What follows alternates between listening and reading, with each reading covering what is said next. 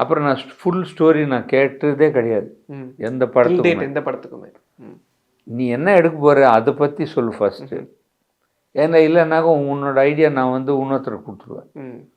So அது better, எப்போவுமே better. ஒரு படம் வரும்போது அதை படத்துக்கு மேலே கான்சென்ட்ரேட் பண்ணும்போது அது ஒன்று. 2 படம் 3 படம் வந்துடுச்சுனாக்கா வராது. பட் இருந்தாலும் ஒரு படம் தான் பண்ணுவேன். வந்துருந்தேன்னாக்கா எப்படி அதை ஹேண்டில் பண்ணணுன்னாக்கா இப்படி தான்.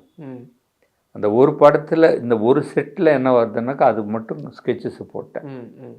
அதுக்கப்புறம் அதில் ஆல்டர்னேஷன்ஸ் என்ன இருக்குதோ அதை கரெக்ஷன் பண்ணிக்குவேன். Okay okay sir.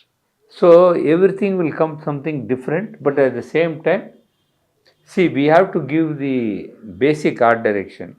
We have to give the provision for the cameraman to do his work, because there will be about 40 fellows behind him. சும்மா லைட் அப்படின்னாக்கா எல்லாம் 40 பேர் போவானுங்க அங்கே, இந்த லைட்டை விட்டுடுவானுங்க. ஸோ அந்த மாதிரி ஒரு சூழ்நிலை. ரெண்டாவது வந்து டைரக்டர் வந்து கான்செப்ட் என்ன சொல்லியிருக்காரோ அதை வந்து எடுத்து கொடுக்குறது தான் ஆர்ட் டைரக்டரோட வேலை.